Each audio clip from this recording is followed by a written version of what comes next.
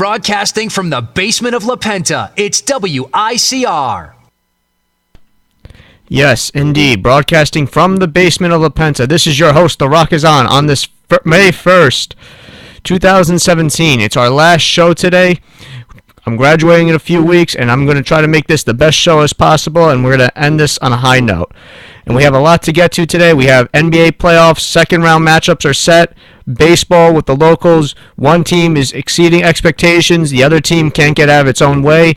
And I guess we'll start off with the good on our last show. We'll start off with the good. And the team that everyone thought, between the Yankees and the Mets, or the team that everyone thought that, wasn't going to have any expectations, wasn't going to do a whole lot this year, though it was more for the future, was the Yankees. Without a doubt. They were in the middle of a rebuilding phase. Granted, they did get some key veteran players like Matt Holliday and Chris Carter in the offseason, and they're still doing their thing where, hey, even though we're technically in a rebuilding stage, we're still trying to be competitive and still trying to win a World Series. And you know what? Through the first month of the year, the first month through the season, the Yankees are just killing it. They're one of the best teams in baseball, have a record of 15-8, tied for first in the American League, so they're off to an impressive start, and definitely an auspicious start, to say the least. And then one of the main things I looked in the Yankees so far, or while watching the Yankees, these first 23 games of the year, is the emergence of Aaron Judge. Now, granted, Aaron Judge, he played a little last year. We all knew he had some pop. He was going to be a good player, though, but in terms of his development as a major leaguer, people thought, hey, it's going to take maybe a year or so, or maybe even a few months for him to develop and to be, a consistent or an everyday major leaguer, though. But I'm telling you, he's exceeded expectations for Yankee fans and, even baseball fans and analysis all over the world, all over the country. Through the first month of the season, I'll give you his statistics. He has 10 home runs with 20 RBIs, and he's hitting .303, and his batting average is .303. And like I said in my show last week, it's not every day you get to see somebody who's 6'7", weighs about 260, 270, and is playing Major League Baseball. You don't see it that often. You see it in football, and you definitely see it in basketball, but in baseball, you don't see it. And Aaron Judge is an exception. And I also think he can be a five-tool player for many years to come for the Yankees. And he's going to be a star in this city. And the Yankees struck gold when they drafted him. Now, like I said, when it comes to the MLB draft, it's very vague. There's a lot of players get drafted. We don't know a lot about these guys. Maybe if we watch college baseball, you get somewhat of an idea. But for the most part, you can't really tell. But the Yankees struck gold with Aaron Judge, and he's just been killing it for the Yankees this first month of the season. And if you're a Yankee fan, you have a lot to look forward to, not only in him, but in this team moving forward for the rest of the season. You just hope that he can continue his streak. And then, other than Judge, though, you have other guys who are making key contributions to the lineup as well. Whether it be Matt Holliday, who is tearing the ball, or he's just absolutely killing it as well. He's coming through in clutch situations. He's hitting the ball all over the park, or basically, you know what I mean. He's making solid contact. He's staying consistent. And granted, for a guy that's in his 30s, though, he's still productive for the Yankees. Now that could be due in part that he's a DH, though, and the Yankees don't want him to play the field as often. And if he does play the field, it's probably going to be first base, because Greg Bird is still struggling as of now. But like I said, Holliday he's doing a good job so far. He and Judge are holding or pretty much the anchors to the Yankees lineup, though, and they're consistent. And also Starlin Castro, in the Yankees, and he's doing well as well. But when the Yankees traded for him last year, though, I thought they got a steal for it. I really thought they got a solid player. Guy who's not necessarily a five-tool player, but, a guy that can probably hit 300, hit maybe 15, 20 home runs a year, driving 80 RBIs, 80 to 90 RBIs, and he's a good defensive second baseman shortstop. overall good defensive infielder. But he's doing well. He's doing well so far for the Yankees. He and Holiday. So that's another reason why the Yankees have been doing well. And last but not least, what seemed to be the Achilles heel for the Yankees going into the season was their starting pitching.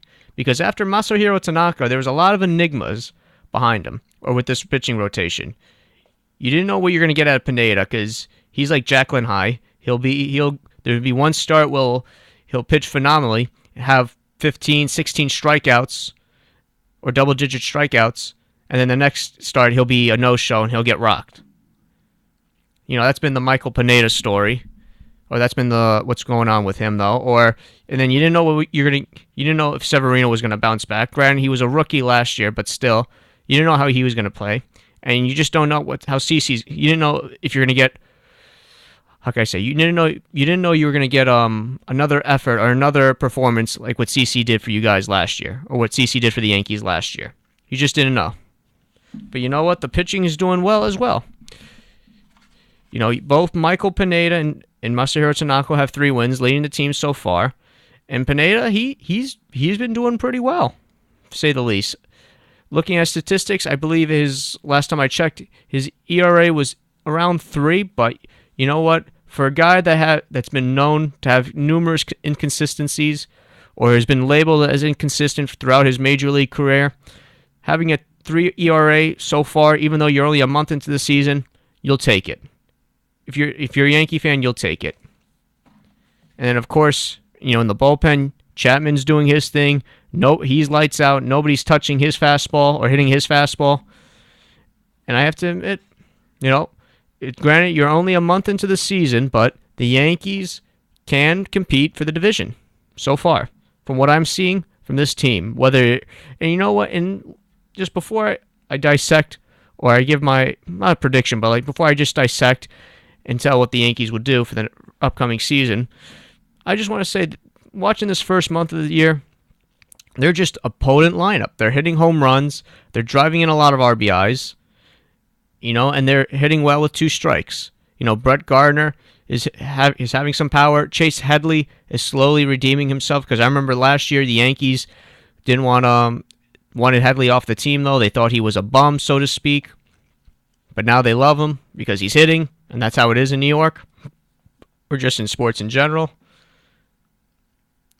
Because, like with the Yankees, you both have guys who are, developing, and they're making steady progress, and they're exceeding expectations, say the least. And then you have guys who are redeeming. I wouldn't say redeeming, but bouncing back from inauspicious starts from last year.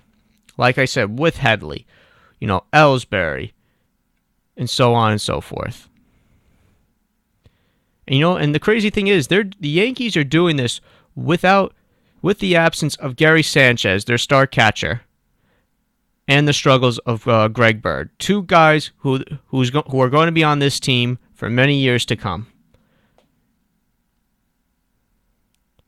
And you know what? If you're a Yankee fan, you got to feel very, very optimistic with this team. Because let's be honest, if you're a Yankee fan, and if I were to tell you, hey, a month into the season, you guys are going to be 15-8, tied for first, and you're going to be competitive every single night, and you're not going to see, and no matter what the score is during the game, no game is out of reach.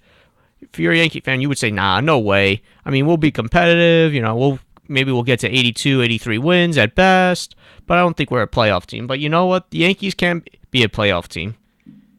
If they can really be, honestly though, because you saw what they did. We've seen so far, they can come back from any lead. Definitely especially from Friday night when they were down 9-1 and came back to win 14-11 against the Orioles.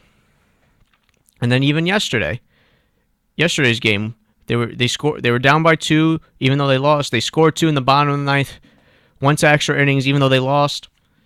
But still, it's like this team just so far, from what I'm seeing, it's like they have a no quit attitude.